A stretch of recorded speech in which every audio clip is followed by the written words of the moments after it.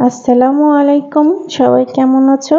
আমি তোমাদের জন্য নিয়ে আসলাম ঘরোয়া পদ্ধতিতে কিভাবে খুব সহজে মোগলাই পরোটা তৈরি করা যায় সেই রেসিপিটা তোমাদের সঙ্গে শেয়ার করব।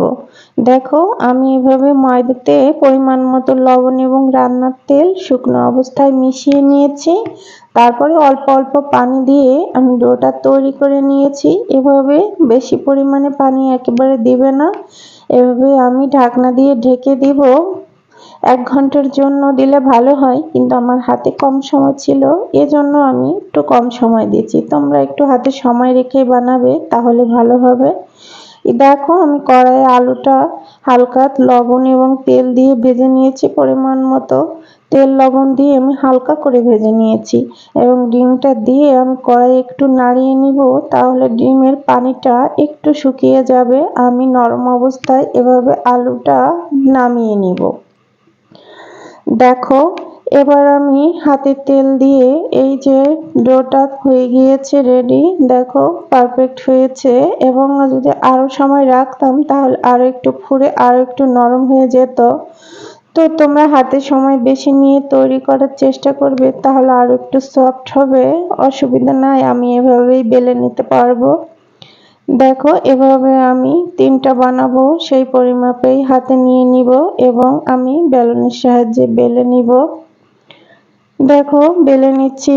তোমরা ঘরোয়া পদ্ধতিতে এভাবে চেষ্টা করবে পরোটাটা বানানোর জন্য, তাহলে পরোটাটা খেতে অনেক মজার হবে এবং কোনো জায়গায় ত্রুটি হবে না, পারফেক্ট হবে আর কি। তোমরা চেষ্টা করে দেখো। দেখো, আমি এভাবে পরোটার শেপ দিয়ে নিব। তোমরা যেভাবে খুশি সেভাবেই দিতে পারো, ছোট বড় মাঝারি। তো আমি দেখো, আমার কড়াইয়ের মাপ যেমন তেমনই দিয়েছি। বাজারের ওরা একটু বেশি বড় সাইজের করে, আমার কড়াইয়ের মাপ অনুযায়ী আমি দিয়েছি।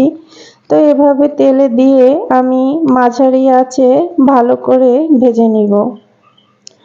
ভাজার সময় উপরে একটু তেল আমি এভাবে চামচের সাহায্যে উঠিয়ে দিব, যাতে উপরটাও ভালোভাবে কুক হয়ে যায়। শুধু নিচটা হলে উপরটা ভালোভাবে কুক হবে না, এই জন্য আমি উপর থেকে গরম তেল দিয়ে এভাবে ছিটিয়ে দিয়েছি এবং ভেজে নিয়েছি উল্টে অপর পিঠও। দেখো, এভাবে আমি সবগুলোই ভেজে নিয়েছি। দেখো কত ভালো হয়েছে, দেখলেই তো বুঝতে পারছো। আর খেতে যে এত মজা হয়েছিল সেটা তো যারা খেয়েছে তারাই জানে। তবে আমার বাসার সবাই এই পরোটাটা খেতে অনেক পছন্দ করে, আর সন্ধ্যা অথবা সকালের নাস্তায় তো এটা মানে জুড়ি নেই। তো কেমন লাগলো ভিডিওটি তোমরা অবশ্যই জানাবে। আমি খেতে খেতে বিদায় নিব। দেখো কত পারফেক্ট হয়েছে, তোমাদেরকে আমি কাছ থেকে এনে দেখাবো। এবং আমি রেডি করে রেখেছি সস দিয়ে এবং শসা দিয়ে। এই পরোটা খেতে খুবই ভালো লাগে।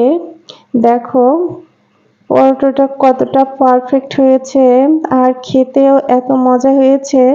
তোমরা আশা করি অবশ্যই বাসায় ট্রাই করবে এবং কেমন হয়েছে রেসিপিটা অবশ্যই জানাবে। ভালো থেকো সবাই, আল্লাহ হাফেজ।